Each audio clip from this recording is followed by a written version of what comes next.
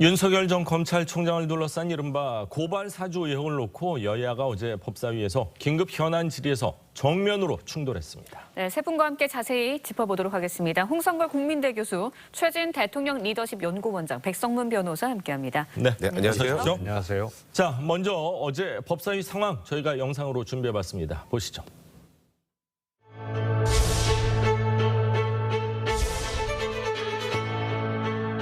이거는 민주공화국의 근간을 흔들 수 있는 국기문란 사건으로 보지 않을 수 없습니다. 저는 끔찍하게 생각나는 게 있어요. 과거의 초원복직 사건.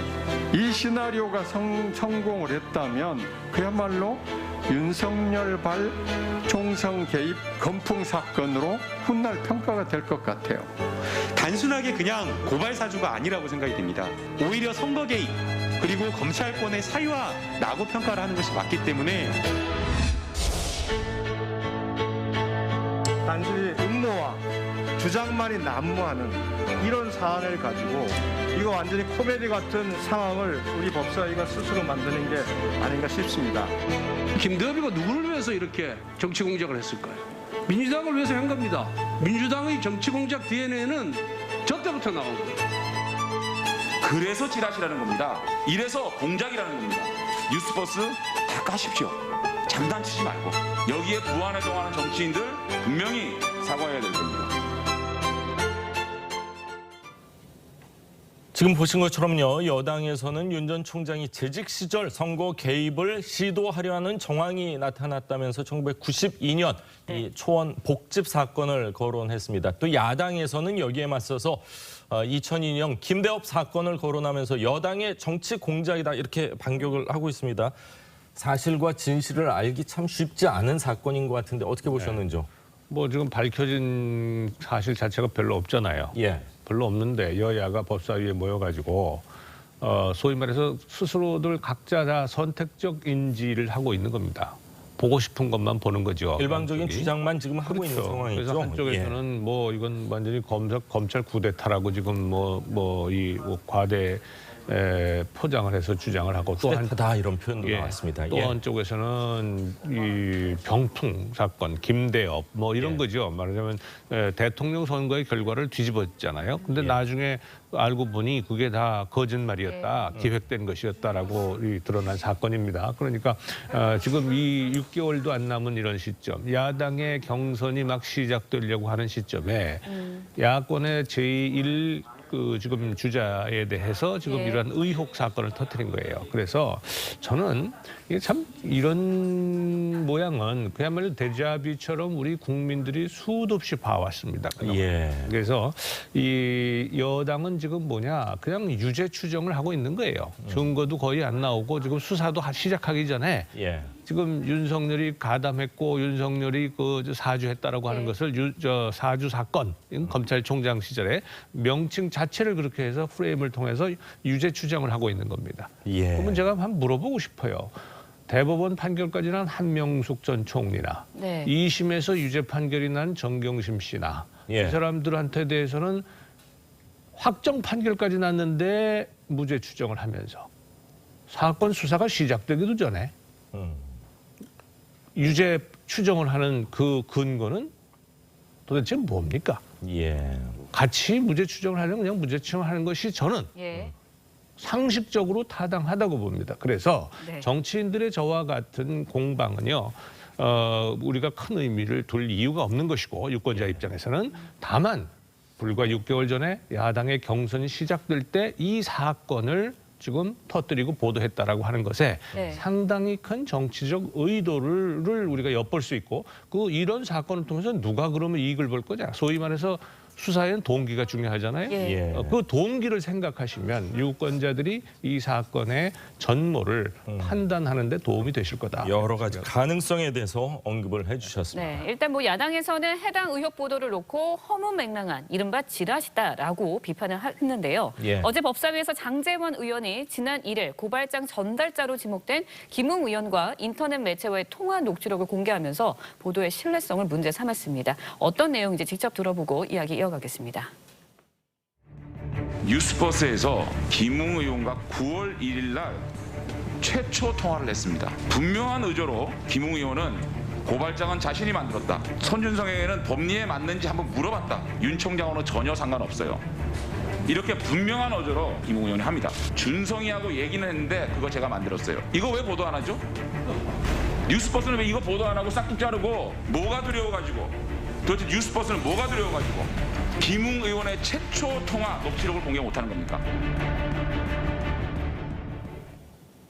네, 일단 장제원 의원이 공개한 최초 통화 녹취록에 의하면 김웅 의원이 고발장은 내가 만들었고 윤석열 예. 총장은 상관이 없다라고 말한 부분이 담겨 있습니다. 하지만 이제 해당 매체가 이 부분을 고의적으로 누락했다 이런 주장을 하고 있는 거거든요. 그러니까 대성국면에서 이런 대형 사건이 터지면요, 이를 사법적 판단을 하기 쉽지 않습니다. 아시다시피 현재까지 지금 뭐 심증, 의혹, 뭐 정황 뭐 이런 상태거든요. 구체적인 드러나지 않았기 때문에. 다만 이런 상황이 됐을 때 문제는 국민들이 이걸 보고 어떤 판단을 내느냐에 따라서 표심이 달라진다는 거, 이게 아주 중요합니다. 그런데 지금 이 사건에 자주 등장하는 이름이 이제 윤석열, 뭐 손준성, 김웅 그렇지 않겠습니까? 네. 예. 근데 본인 당사자는 아니라고 다 이제 부인을 하고 있습니다만은 문제는 지금 언론에 가장 많은 말을 쏟아내고 있는 사람이 김웅 의원입니다. 예. 그래서 언론에 아주 도배질 않았습니까, 연일? 그런데 김웅 의원의 말을 보면 약간 좀 애매모호한 부분이 사실 많습니다. 지금 김웅 의원의 말은 그 당시 사건이 일어난 게 지난 4월 13일 선거 직전 예. 일주일 내지 10일 사이에 급박한 맞습니다. 상황이 일어나지 않습니다. 예. 김웅 의원이 뭐라고 그랬냐면 그 당시에 자기는 차 속에 들어가면 아주 바로 자고 워낙 선거 막판에 정신이 없기 때문에 본인 선거 그때 출마를 하고 출마했겠습니다. 있었고 현역 의원은 아니었었죠. 예, 그렇습니다. 맞습니다. 예, 그렇기 예. 때문에 정신이 없고 무슨 문건이 왔다 갔다 한지는 모르겠다. 다만 언론에 나오면 이를테면 그 고발장에 작성을 자기가 한 것 같다라고 처음에 얘기했다가 예. 나중에 또 초안을 한 것 같다.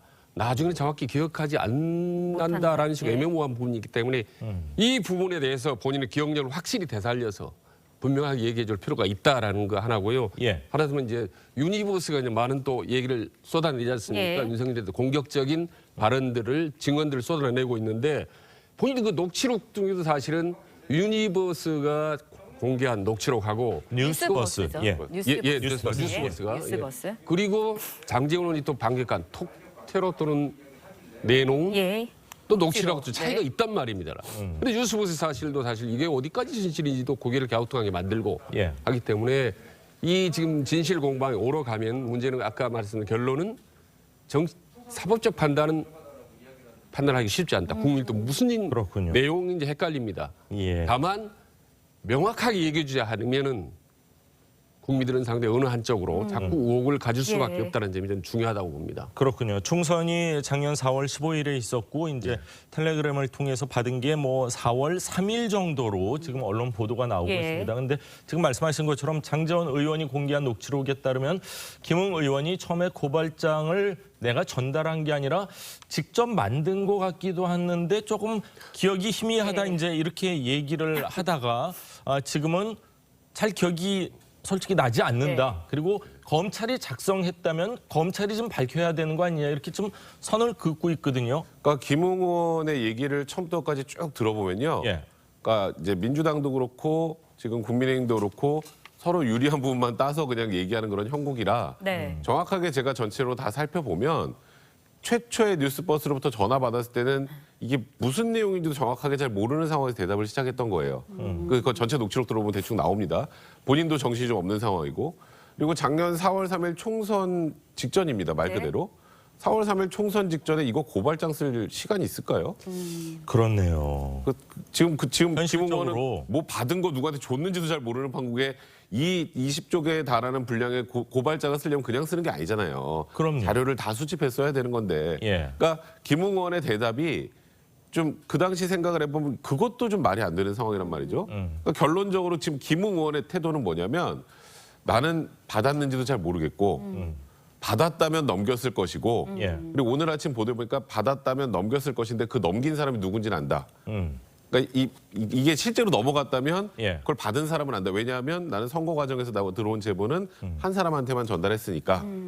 그러면 사실 그 사람과 관련된 내용을 당에서 좀 정리를 해봐야 되는데 김웅 의원도 그렇게까지만 얘기를 하고 더 이상 나가질 않단 말이에요. 그러니까 지금 이 사안이 사실 논란이 자꾸 확산되고 커지는 건 김웅원의 이게 지금 약간 갓기도라고 대표를 썼는데 애매모호한 태도 때문에 맞습니다. 도대체 지금 김웅원이 이게 받았다는 건지 사실 기억 안 나기 쉽지 않아요. 왜냐하면 지금 뉴스버스 보도 보면 지금 계속 포워딩한 게 100개가 넘는데 예. 자료들이. 그럼 뭔가 본인이 받았는지 안 받았는지 예. 이제 여러 가지 뭔가 정확한 얘기를 해줘야 되는데 그게 없다 보니까 자꾸 이걸 양쪽에서 서로 유리한 쪽으로 해석을 하는 게 아닌가 네. 생각이 듭니다. 일단 어제 박범계 법무부 장관도 법사위에 출석을 했습니다. 윤 전 총장의 고발 사주 의혹과 관련해서 수사 전환까지도 고려하겠다라고 밝혔는데요. 직접 들어보시죠. 수사정보정책관은 검찰총장과 뗄래야 뗄 수 없는 말 그대로 직할 최고 가장 가까운 관계입니다. 네, 그렇습니다. 그걸 넘어서서 윤석열 전 검찰총장과 손준성 담당관 사이에는 그 이상의 관계가 저는 있었다고 생각합니다. 아주 여당 의원하고 장관하고 짝짝꿍이 돼서 주거니 받거니 하는 걸 보면서 참으로 어이가 없다라는 생각이 들고요. 장관은 이 사건의 실체에 대해서 아는 바가 전혀 없습니다. 어떻게든 의혹을 부풀리려고 노력하는 모습을 보면서 참 안타깝다. 당사자가 부인하고 있기 때문에 제대로 된 규명이 부족하는 경우에는 수사 체제로의 전환도 고려를 신속하게 가야 된다고 생각합니다. 네, 박범계 장관, 윤 전 총장과 손준성 검사관의 관계가 가까운 것, 그 이상일 수도 예. 있다. 이러면서 이제 수사체제 전환 가능성을 언급을 했습니다. 네. 일단 손준성 검사도 이제 언론에 입장문을 내고 고발장 작성, 송부 의혹 전혀 사실이 아니다. 법적 대응까지 나서겠다라는 입장을 밝혔거든요. 예. 검찰 수사까지 이어질 가능성 어떻게 보십니까? 지금 이 사건이 민주당에 하기 때문에 민주당 입장에서는 이제 그러고 싶겠죠. 그리고 장관이 민주당 의원, 사실은 현직 의원이나 마찬가지고요. 그러니 계속해서 이 사건을 이제 확대해서 그 파장이 유권자들의 표심에 영향을 미치도록 만들고자 할 겁니다. 한번 생각해 보십시오. 전에 추미애 씨가 전 법무장관 할 때 예. 채널A 사건에 대해서 이거 검언유착 사건이라고 확신을 하고 막 갖다 밀어붙였잖아요. 예. 윤석열 총장의 징계 사유에도 거기 들어갔었어요.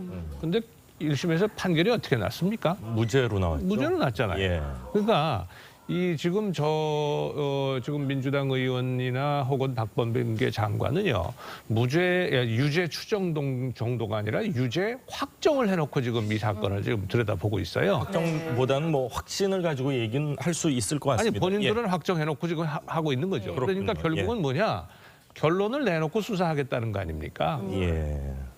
수사는 하겠죠. 결론을 내놓고. 그런데 그것을 유권자들이 받아들이는 표심은 과연 그들이 원하는 대로 될까요? 그거는 유권자들에게 유권자들이 판단할 문제입니다. 제가 하나만 좀 말씀을 드리면 예. 저는 이제 지금 현재 상황에서 가장 이해가 되지 않는 부분이 하나 있는데 이 손준성 검사가 뉴스에 처음 등장한 게 아니에요. 예. 작년 10월, 11월에 등장을 했었습니다. 뭐로 등장을 했었냐면 작년에 다 기억하시겠지만 윤 총장에 대한 그 감찰과 징계로 가는 과정에서 예. 소위 판사 사찰 문건이라는 거 기억하시죠? 그렇죠. 예. 예. 그러니까 판사의 성향과 동향을 보고하는 문서가 대학 시절에 작성돼서 뭐 했다 네. 이런 식으로. 이거는 사찰이다 그래가지고 징계로 끌고 나가면서 그 당시 손준성 검사가 있었던 수사정보정책과실을 압수수색했습니다. 예. 그러면 조금만 이게 시계를 돌이켜 손준성 검사가 만약에 이 고발장을 작성했고 이 고발장을 작성하는 과정에서 그 여러 관련 자료까지 함께 작년 4월에 보냈다면 예. 그 내용이 왜 없었을까요? 포렌식을 했으면 당연히 나올 당연히 법한데요. 그리고 그게 예. 있었다면 윤 전 총장은 지금 여기 있기 힘들었을 겁니다. 그렇죠. 그 그렇네요. 시점에 있었다면. 예. 근데 그때 없던 게 지금 별안간 나온 거란 말이에요. 예. 그러니까 이게 지금 컴퓨터 포렌식을 해서 나오면 그 더 이상한 거예요. 작년 11월에 안 나왔던 게 올해 갑자기 또 튀어나오는 거니까. 지금 포렌식을 하고 있다고 그러더라고요. 예전에 당연히 썼던 해야죠. PC에 대해서. 이게 예. 지금 어디 다른 곳에 이걸 자료를 저장하고 백업해놓을 수 있는 상황 자체가 것들이 아니기 때문에 예. 그러니까 그 부분도 분명히 해소가 좀 돼야지 이 의문이 해소가 되지 않으면 이 도대체 고발장의 출처가 예. 누구인가 이게 왜 그런 얘기를 드리냐면 텔레그램을 통해서 누군가한테 보낼 때 제가 텔레그램에 가입을 할 때 제가 이름을 손준성으로 가입을 하면 예. 개인 확인 절차가 없기 때문에 손준성으로 뜹니다. 예. 근데 그런 부분들까지도 좀 고려를 해봐야 되는 사안이라는 건 이 예. 제가 말씀드린 작년 11월 시점하고도 한번 연동을 해볼 필요가 있다는 겁니다. 그렇군요. 지금 말씀해 주신 것도 우리가 한번 꼭 짚어봐야 네, 될 맞습니다. 그런 문제인 것 같고 지금 말씀하신 대로 포렌식을 했는데 갑자기 튀어나왔다. 네. 이것 역시 좀 의심스러운 부분이 있을 가능성도 있고 이런 가운데 이제 검찰 내부에서 한동수 감찰부장 조금은 믿기 어렵다 이런 목소리까지 나오고 있어서 검사가 검사를 못 믿고 검사가 법무부를 못 믿으면 국민들은 과연 누구를 어떻게 믿어야 될지를 모르겠습니다. 자, 이런 가운데요. 윤석열 총장 자신을 둘러싼 고발 사주 의혹에 대해서 정치 공작이다 이렇게 강하게 반박하고 있습니다. 어제 이준석 대표와 회동을 가졌는데 두 사람의 이야기 잠시 들어보시죠. 제가 총장 시절에 국민들이 다 보셨지만 일군의 정치 검사들과 여권이 소통을 해가면서 수사 사건들을 처리해 나간 것 자체가 그게 정치 공작 아니겠습니까? 그거를 상시해온 사람들이기 때문에 또 이 프레임을 만들어가지고 하는 거니 저는 국민들께서 이런 거 보고 결코 좌시하지 않을 거라고 생각합니다. 우리 후보들이나 우리 당에 대해서 제기되는 그런 어떤 아주 정치 공세적인 성격이 강한 것들에 대한 네거티브 대응 성격의 조직을 만들자라는 공감대가 오늘 최고위에서 있었습니다. 자, 대선을 앞두고 윤 전 총장, 윤 후보 입장에서도 그렇고 국민의힘 입장에서도 그렇고 뭐 달가운 그런 뉴스는 아닙니다. 달갑지 않은 정도가 아주 곤혹스러운 빅 이슈가 터진 건데요. 만약 그렇지만 반대로 이게 뭐 여권의 가능성이지만 여권에서 어떤 공작성이 있다 하면은 오히려 호재가 될 수도 있는 거 아닐까요? 예, 근데 어느 한쪽으로 쉽게 판단하기 쉽지 않습니다. 그렇군요. 그래서 할 수 없이 곤혹스럽기 때문에 이준석 대표 입장에서는 투 트랙으로 갈 수밖에 없습니다. 국민 입장에서는 우선 당 대표나 당 지도부 차원에서 소극적 방어를 할 수밖에 없다. 왜냐하면 진상을 모를 뿐만 아니라 오히려 앵커 말씀하신 대로 그 반대로 나중에 어떤 물증이 구체적으로 나올 거면 매우 어려워지기 때문에 누군지는 모르겠지만 치명상을 당할 수도 있을 것 같아요. 그렇습니다. 대신 윤석열 캠프라든지 혹은 캠프의 의원들이 많이 다수 포진하고 있는 국회 법사위원회 차원에서는 적극적인 방어를 할 수밖에 없죠. 그래서 당 차원에서는 당분간 이 상황을 진상을 정확히 모르기 때문에 맞습니다. 어느 정도 관망하면서 법사위 차원의 윤석열 캠프 차원의 적극적인 대응을 좀 지켜보는 수준이 아닐까 봅니다. 네. 그런가 하면 이제 최근 여론조사에서 홍준표 의원의 상승세가 주목되는 모습을 좀 보이고 있습니다. 어제 발표된 한국사회여론연구소 조사에서 홍준표 의원이 윤 전 총장과 오차 범위 내에서 박빙, 접전을 겨루는 모습을 보였습니다. 주목할 만한 상승세 아닌가라는 의견도 있는데 어떻게 보셨나요? 뭐 주목할 만하죠. 그동안에 워낙 윤석열 후보의 독주 체제였으니까요. 근데 이제 이 문제를 두고 한쪽에서는 사실은 이게 역선택의 결과다. 라고 지금 그러니까 민주당을 지지하는 사람들이 홍준표 후보에 좀 몰려서 이렇다 이런 얘기도 이렇게 일각에선 또 그렇게 그런 주장하는 하지만 사람도 있고요. 자세히 살펴보면 또 반대로 있습니다. 반대로 홍준표 후보 측에서는 무슨 소리냐? 지금 우리가 그 대세를 잡고 올라가고 있는 거다. 지고 올라가고 있는 이렇게 얘기를 하고 있거든요. 확장성이 있다. 그래서 사실은 이게 역선택의 결과라고 보기에는 상당히 어려운 점이 많고요. 서로 일부 역선택이 있다 하더라도 그것이 저렇게까지 큰 효과를 가져올 정도로 여론조사에 나타나기가 거의 불가능합니다. 그래서 그런 점에서 보면요. 이유를 막론하고 사실은 그 이유가 있긴 합니다. 윤석열 대세론이 꺾이게 된 이유는 사실은 제가 판단하기에는요. 윤석열 후보의 트레이드마크가 뭐냐면 공정과 상식이에요. 그런데 경선 룰을 가지고 처음에 갈등이 불거졌을 때 물론 후보 측에서는 이 선관위가 결정한 대로 따르겠다고 얘기는 했지만 내부적으로 소위 언더 더 테이블이라고 그러죠. 우리가 테이블 밑에서는 강력하게 역선택의 방지 조항이 들어가야 된다라고 계속 주장을 했었어요. 그런데 이것이 제가 보기에는 젊은 친구들, 소위 MZ 세대라든가 뭐 이런 그 사람들이 볼 때는 아니 그 당당하던 윤석열이 아니지 않느냐, 예. 원칙과 상식을 고수하는 윤석열이 아니지 않느냐라고 하는 인상을 많이 준 것 같고요. 예. 반면에 잘 아시다시피 홍준표 의원은 좀 발언이 굉장히 좀 시원시원한 측면이 좀 있거든요. 예. 그런 측면에서 이게 좀 그 올라간 거다. 그런데 지금 경선 본격적으로 시작도 안 했습니다. 시동 걸었죠 지금. 네, 예. 그래서 이제 이제 운전석에 탄 겁니다. 예. 운전석에 올라타가지고 운전제 시동도 걸기 전인데 예. 저는 이러한 결과가 앞으로 어떻게 지속되느냐 아니냐, 맞습니다. 뭐 이걸 주목을 해서 봐야지. 이거 하나가 지금 뭐 상당한 윤석열 대세론을 흔들었다 이렇게 결론 내리기는 쉽지 않다 이렇게 봅니다. 추세만 봤을 때는 홍준표 후보 측에서는 반길 만한 그런 그럼요. 추세는 네. 확실한 것 같습니다. 네, 예. 이번에는 민주당 대선 경선 이야기도 해보도록 하겠습니다. 충청권에서 1위를 한 이재명 경기지사 금강산 관광 재개 공약 등을 발표하면서 대세 굳히기에 나선 모습을 보이고 있습니다. 예. 하지만 이제 반면에 이낙연 전 대표 어제 상당수의 일정을 취소하고 전략 수성에 나섰는데요. 영상 보고 이야기 이어가도록 하겠습니다. 우리 모두 검증의 마스크를 씁시다. 우리가 검증의 마스크를 쓰지 않는다면 우리는 본선에서 치명적인 결과를 만날 수 있습니다. 적폐 정권이 정말 반복적으로 저를 먼지 털듯이 수사, 감사, 조사했습니다. 저와 측근, 친인척들의 부정비리 아예 못하도록 예방해 줬으니까, 백신 역할해 줬으니까 정말로 감사할 일입니다. 이재명 득표율 54.81%, 이낙연 27.41%. 이재명 득표율 54.54%, 이낙연 29.72%. 기대하신 만큼보다는 좀 저조하셨을 것 같은데 겸허하게 받아들입니다. 이후 일정에 대해서 좀 전략적으로 수정이 불가피할 것 같은데요. 그건 나중에 말씀드리겠습니다. 메시지를 어떻게 할 것인가, 정책을 어떻게 할 것인가 검토를 해야죠.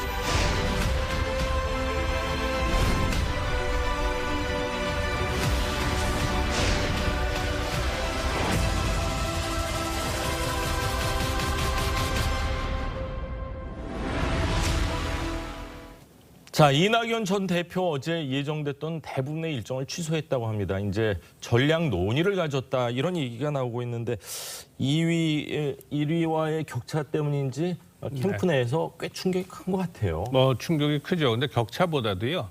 이재명 후보가 과반을 거뜬하게 넘겼다라고 하는 것이 훨씬 더 큰 충격으로 다가왔을 겁니다. 뭐 그게 그 얘기긴 합니다만, 왜냐하면요. 이게 이제 민주당의 경선은 한 지역에서 하면 바로 발표를 하고 그다음 지역에서 또 발표하고 이런 식으로 가게 돼 있어요. 이거는 뭐냐면 우리가 보통 연쇄 효과라고 그러죠. 할로 이펙트라고 하는 게 있습니다. 앞에서 어떤 결과가 나오면요. 그 다음번 경선에서의 유권자들이 내가 선택을 좀 주저하고 아직 하지 않은 사람들이 그 영향을 받게 되거든요. 그래서 이제 앞으로 이러한 소위 이재명 대세론, 이재명의 절대적 강세가 확정적으로 보이면 보일수록 이어지는 경선들이죠. 대구, 경북이나 강원 지역에서 더욱더 그 격차가 벌어질 가능성이 있다. 더욱이 대구, 경북과 경선 직후에 강원 경선 직후에 1차 선거인단 투표를 하는데 이 1차 선거인단 투표의 결과가 나오는데 이게 64만 명이 넘습니다. 그렇군요. 그러니까 이게 대단히 이 결정 뭐 한 3분의 1 가까운 그 유권자거든요. 그래서 사실 이낙연 후보 입장에서는요, 자기의 본거지인 호남은 열어보기도 전에 25일 전에 열어보기도 전에 호남은 25일 날 하게 돼 있으니까요. 열어보기도 전에 그냥 대세가 끝나버릴 가능성이 있는 거예요. 11일 대구 경북이면 안동이 또 이재명 고향이지 않습니까? 예, 그렇습니다. 그래서 그것이 지금 이재명 캠프를 매우 곤혹스럽게 하는 그런 지금 상황이다 이렇게 볼 수 있습니다. 네, 일단 이낙연 전 대표 측은 그동안 이재명 지사의 인사특혜 의혹 등 이재명 리스크를 부각하는 데 총력을 기울여 왔습니다. 일각에서는 이제 네거티브 공세가 오히려 독이 된 것 아니냐 이런 평가도 나오기도 하는데요. 영상 보고 이야기 이어가겠습니다.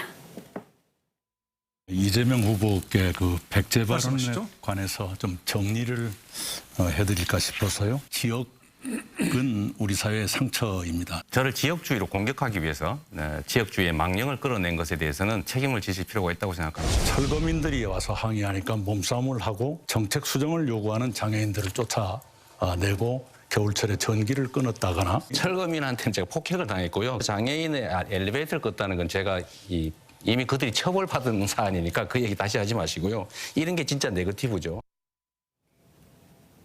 네, 네거티브 공세 전략. 일단은 뭐 이낙연 전 대표 캠프에서는 이야기하기를 뭐 검증 공방이다 이렇게 이야기를 하기도 하는데 일단은 이낙연 전 대표한테는 득보다는 실이 더 많지 않았나라는 생각이 들거든요. 그러니까 효과가 없었다고 봐야 되는 거죠. 그러니까 뭐 흔히 이재명, 이낙연 지사를 뭐 신사에 비유하는데 이른바 신사의 네거티브 공세가 6개월 이상 지속되지 않습니까? TV 토론 포함해서. 예. 그리고 뭐 품격의 문제, 인성의 문제, 자질 문제, 인사 문제 온갖 전방위로 네거티브 공세를 거의 뭐 6개월 가까이 퍼부었는데 그럼에도 불구하고 이재명 지사의 지지율은 거의 큰 변동이 없었단 말입니다. 네. 그렇다면 어느 시점에 빨리 전반적인 전략을 바꿨어야 되는 거죠. 강력한 포지티브 전략으로 바꿔야 되는 겁니다. 그래서 왜 이 낙연 지사는 대통령이 되면 이낙연 후보는 대통령이 돼야 되는지 국민의 피부에 와닿게 강력하게 전달을 했어야 되는 건데 결국 네거티브 외에는 하나도 남는 게 없습니다. 근데 오늘 사이에 무슨 민생 공약 1호, 2호는 뭐지? 이낙연 지사의 선뜻 떠오르는 게 없고 그래서 기본 시리즈는 논란의 소지가 있었지만 오히려 민생 이슈를 주도한 관심을 끌었던 효과가 있었던 거죠. 결국은 네거티브만 남고 실제로 이낙연 후보에 대해서는 아무것도 기억에 남는 게 없어 버리는 허망한 결과가 됐기 때문에 앞으로 지금부터라도 완전히 어떤 사실 전략이라고 할 정도보다 훨씬 더 큰 방향성의 문제, 전략의 방향성의 문제를 이낙연 후보가 전면적으로 바꾸지 않으면 지금처럼 큰 격차를 좁혀가기나 뒤집기는 매우 어려울 것이다. 쉽지 않을 것이다라고 봅니다. 그렇군요. 홍성걸 교수님이 아까 25일 날이 광주 전남인데 그 이전에 그냥 압도적으로 이겨버리면 이제 광주 유권자분들도 굉장히 고심을 많이 할 것 같다 이렇게 말씀을 해주셨는데 지금 이재명 지사 입장에서는 굉장히 유리한 게 이제 이번 토요일이 대구 경북이니까 본인의 이제 고향이고요. 그리고 강원도 하니까 또 금강산 뭐 관광 바로 재개하겠다 이렇게 얘기를 했는데 그건 우리 마음대로 되지는 않지만 이렇게 치고 나가는 게 확실히 이제 25일 전에 어떤 과반 득표 이상의 충분한 지지를 확보할 가능성 어느 정도라고 보십니까? 그러니까 지금 이미 어느 정도 대세론에 탄 거고요. 그리고 지금 조금 전에 계속 설명을 해주셨던 것처럼 이낙연 후보는 본인의 걸 하나도 보여주지 못했어요. 이낙연 후보는 지금까지 왜 당신이 안 되는지만 알려주려고 했는데 왜 나여야만 되는 한 번도 없었습니다. 지금까지 제 느낌으로는. 물론 그에 대해서 좀 억울해하실 수도 있지만 대부분의 유권자들이 그렇게 평가를 했다면 지금과 같은 추세에서 뭔가 특별한 이낙연 후보의 변화가 없다면 이 추세는 그냥 까지 갈 가능성이 많죠. 그리고 아까 말씀하셨던 것처럼 이게 이제 호남 쪽으로 넘어가는 상황이 돼도 거기서 물론 이낙연 후보가 뭐 사선을 하고 전남도지사도 했지만 그렇다고 호남 유권자들 뽑아주지 않아요. 호남 유권자들은 지금까지 계속 대선에서 경선에서 전략적 투표를 해왔습니다. 이길 가능성이 높은 후보를 선택해 왔어요. 근데 그 전에 이렇게 이재명 지사가 쭉 치고 올라오는데 특별한 반전 카드 없이 그게 뒤집힌다? 그건 현실적으로 좀 쉽지 않습니다. 그러다 보니까 뭐 어제 일정도 다 취소를 하고 앞으로 전략에 관련된 변화를 꾀하겠다. 이렇게 지금 이낙연 후보 캠프 측에서 얘기가 나오고 있는데 지금 너무 그 기일이 촉박해서 이에 대해서 정말 획기적인 뭔가를 보여주지 않으면 지금 현재 판세를 꺾기가 쉽지 않은 상황이다 이렇게 말씀드려야 될 것 같습니다. 그렇군요. 지금까지 얘기는 이낙연 후보 입장에서는 참 우울한 소식인데 그래도 또 반가운 소식이 있습니다. 최근에 광주 전라도 이 범진보 대선 후보 지지율 조사를 보면은 지금 이재명 지사하고 이낙연 후보하고 거의 팽팽하거든요. 그렇기 때문에 25일 이전에 어떻게든 수성을 좀 하고 하면은 역전 가능성도 지금 캠프에서는 이낙연 지사 캠프에서는 좀 도모를 해야 될 그럴 상황입니다. 물론 도모를 해야죠. 그런데 광주 전남은 보다도 더욱더 집중해야 하는 것이 경북과 강원입니다. 대구 경북과 강원. 이번 토요일 일요일이요. 여기가 오히려 분수령입니다. 왜냐하면 지금 이런 호남이 이런 상황 속에서는 광주 전남이 경북 대구 경북과 강원에서 결과가 어떻게 나타나느냐. 그리고 소위 슈퍼위크라고 보통 얘기하는 전체 대의원 이 3분의 1 가까운 표가 나오는 그 직후에 강원 직후의 결과가 어떻게 나오느냐에 따라서 지금 이 여론조사 결과 뭐 팽팽하지만 이 결과가 직접적으로 영향을 미칠 수밖에 없다. 그래서 지금 아까 백 변호사 말씀처럼 이 호남 유권자들의 전략적 투표 행태가 그동안에 늘 보여왔고요. 그 전략적 투표라고 하는 것은 결국은 뭐냐? 본선 경쟁력, 본선에서 될 만한 사람을 선택할 가능성이 매우 높거든요. 네. 그러면 적어도 대구 경북과 강원에서 본선 경쟁력이 이낙연 후보가 상당히 있다라고 하는 것을 입증하지 않으면 그러면 호남에서도 어렵다. 이렇게 보여야 되겠죠. 그렇군요. 자, 이재명 지사가 지금 보니까요.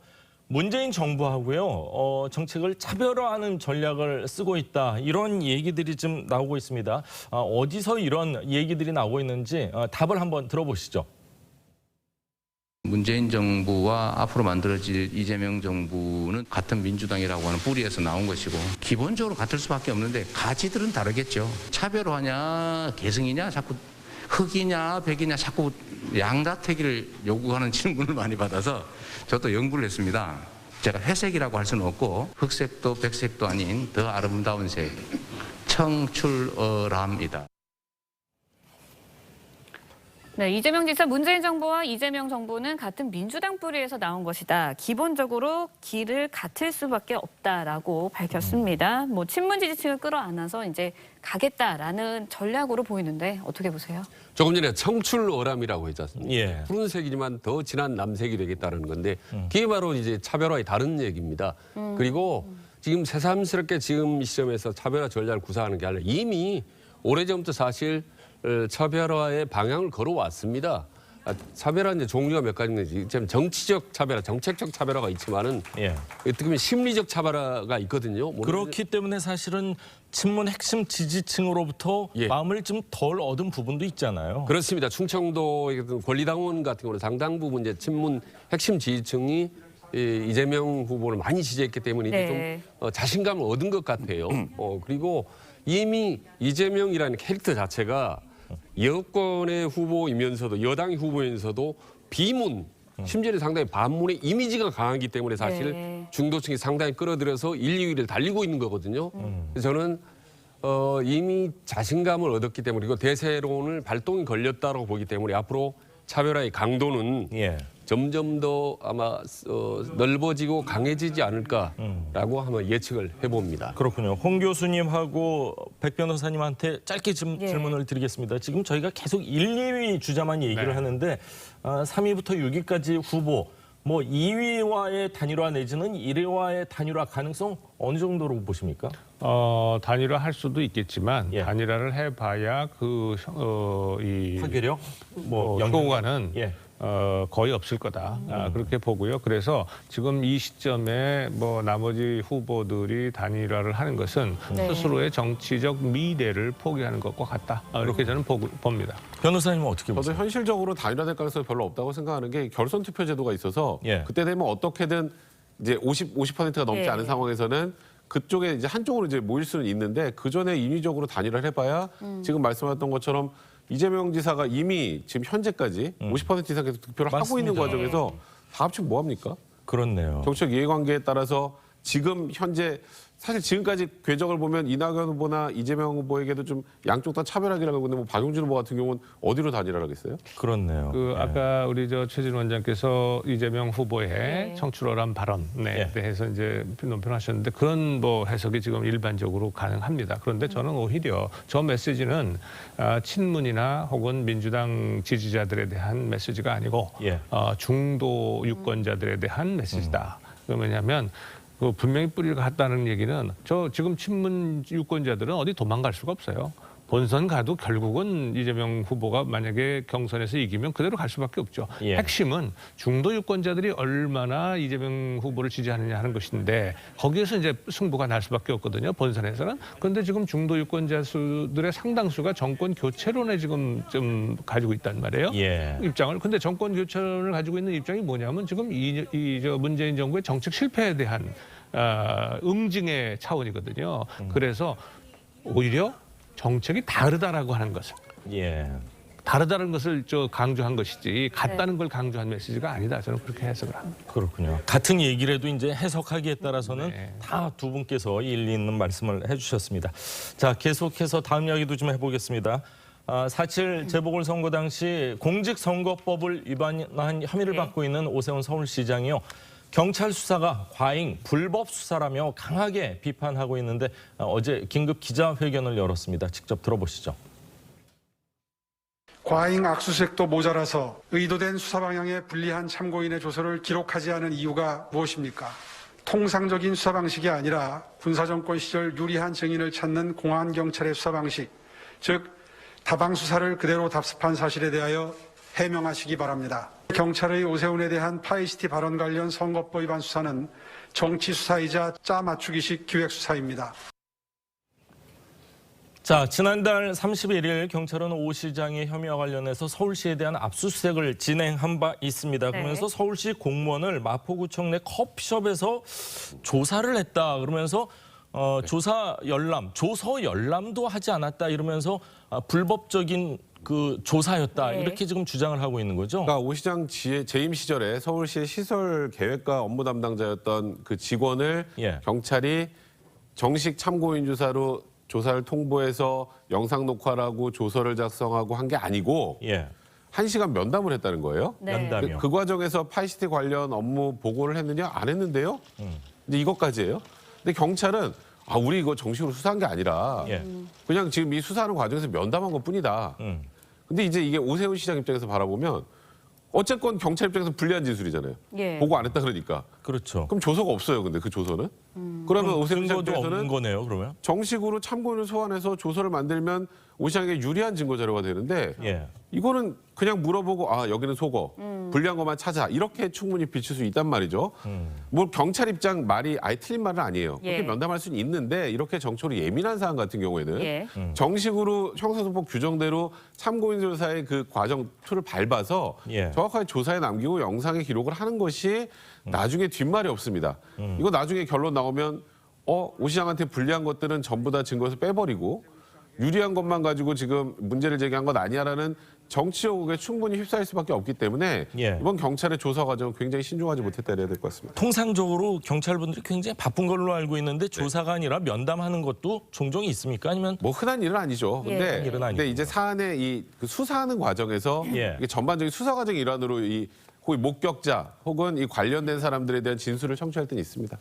오 시장은 일단 경찰의 기획사정 의혹과 함께 청와대 개입 가능성까지 제기를 하기도 했습니다. 발언 직접 들어보시겠습니다. 과정을 보면 청와대 하명에 따른 경찰의 기획사정 의혹이 있다고밖에 볼 수가 없습니다. 청와대 하명 없이 과잉 불법 수사를 과연 할 수 있겠습니까? 3년 전 문재인 대통령의 친구 송철호 후보를 당선시키기 위해 울산경찰청이 선거에 개입하였다는 것이 검찰 수사에 의해 낱낱이 밝혀졌습니다. 불과 9개월 남짓 남은 서울시장 선거에 관건을 동원한 불법 선거 공작의 망령이 다시 되살아나고 있습니다. 일단 오 시장의 주장에 대해서 청와대에서는 근거 없는 허위 주장이다, 무책임한 행위다라고 반박을 했습니다. 청와대가 오 시장을 직접 거명을 하면서 유감을 표명한 것, 이례적으로 봐야 할 것 같은데 어떻게 보셨나요? 글쎄요, 꼭 이례적일까요? 지금 오세훈 시장은 어쨌건 간에 야권의 정치적 그 리더 중에 한 사람이고요.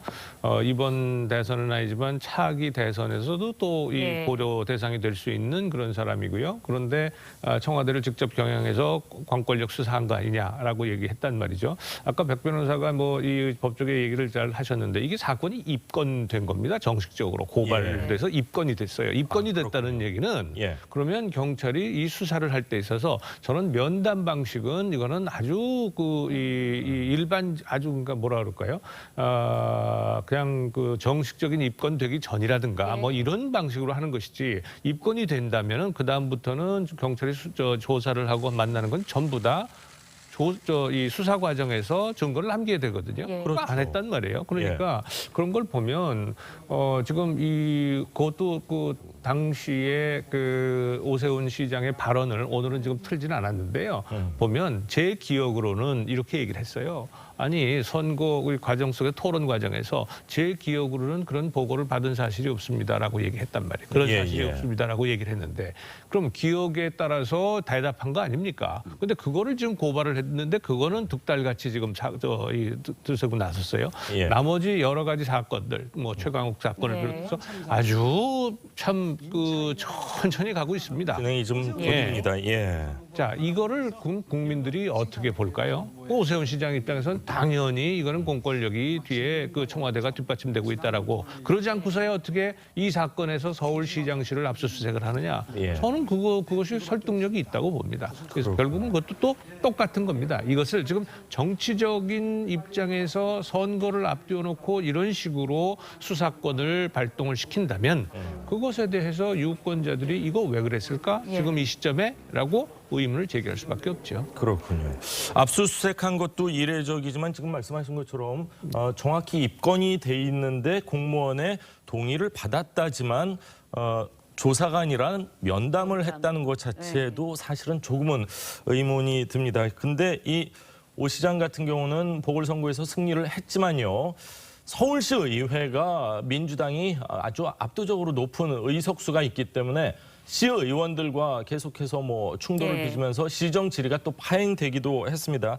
어제 기자회견도 시의원들과 대립각을 세우면서 어떻게 보면 시의회와의 입지 좁아진 거를 좀 어떻게든 타개해 볼 목적이 있는 거 아니냐 또 이렇게 정치적으로 해석하는 분들도 계시던데 어떻게 보시는지요? 네, 내년 3월 9일 날 대통령 선거가 있고 그리고 바로 3개월 후 6월 1일 날 지방선거가 있습니다. 그렇기 때문에 모든 상황들이 지금부터는 정치적으로 이제 작동할 가능성이 높죠. 특히 서울시 이제 지방의원들은 대부분 민주당 소속인데요. 내년 지방선거 많이 생각하지 않겠습니까? 그런데 이렇게 큰 선거를 두 곳이나 앞두고 두 군데나 놔두고 서울 야당 소속의 서울시장 역할은 대단히 중요합니다. 그렇다면 여권 입장에서 정부 여당 입장에서는 어떻게든지 서울시장의 좀 발목을 붙잡아 놓는 것이 그래도 대선이라든지 서울시장이 좀 유리하지 않겠느냐. 특히 이제 오세훈 시장이 오래 있으면 다시 한번 또 서울시장에 출마할지 모르겠지만 여러 가지 내년 대선과 지방선거를 깊이 염두에 둔다면 오세훈 시장 발을 좀 꽁꽁 묶어놓은 게 낫겠다라는 그런 기류가 바로 최근 여러 가지 이런 정치적인 압박으로 저는 연결됐지 않나라고 저는 생각을 해봅니다. 솔직히 말씀드리면. 그렇군요. 오세훈 시장 입장에서는 사실 대통령 선거에서 누가 되냐에 따라서 서울시장 만약 다시 한번 도전하더라도 지금 여권에서 대선을 승리한다면 지방선거 이기는 거 쉽지만은 않을 것 같다는 생각도 들거든요. 그러니까 뭐 일단 대선 이후 3개월 후에 일단 지방선거를 하기 때문에 바로 연동이 될 것 같아요. 거의 뭐 연동이 될 가능성이 많다고 봐야 되겠죠. 그러니까 지금 오세훈 시장 입장에서는 지금 현 상황에 대해서 이렇게 브리핑까지 하면서 불만을 토로하는 건 사실 굉장히 전격적이긴 합니다. 압수수색 같은 경우도 사안에 비해서. 그러니까 이게 굉장히 대중들이 바라볼 땐 뭔가 엄청난 불법을 저지른 걸로 비칠 수 있단 말이에요. 그러니까 그런 퍼포먼스를 했는데 갑자기 본인한테 좀 유리한 직원 참고인은 쓱 면담해서 유리하니까 조서를 안 만들어요. 그럼 충분히 이게 전략적으로 나의 문제 제기 전체적으로 보면 야권에 대해서 대중들이 갖는 그 반감을 높일 수 있는 그런 효과가 있단 말이죠. 말씀드렸던 것처럼 내년에 대선과 총선 연동돼 있다면 그러다 보니까 오 시장 입장에서는 이에 대해 충분히 불만을 표할 수 있는 것이고 그래서 제가 경찰이 수사를 할 때는 좀 더 엄격하게 꼼꼼하게 법 절차에 따라서 진행을 해야 된다. 그래야 논란의 소지가 없다. 이렇게 말씀을 드리는 겁니다. 그렇군요. 자, 어제 저희가 한명숙 전 총리 모해 위증 사건과 관련해 임은정 검사를 해당 사건에 배당한 적이 없다는 대검의 입장에 대한 임 검사의 반박 내용을 다뤘는데요. 해당 내용 가운데 임 검사가요, 한 전 총리 사건과 관련해 수사 전환하겠다고 보고한 뒤에 감찰 3과장이 주임 검사라는 서면 지휘서를 받은 것으로 사실관계를 정정합니다. 자, 이문정 검사와 시청자 여러분께 혼선을 드린 점 사과의 말씀을 드리도록 하겠습니다. 네. 자, 홍성걸 교수, 최진 원장, 백성문 변호사 세 분 말씀은 오늘 여기까지 듣겠습니다. 말씀 감사합니다. 네, 고맙습니다.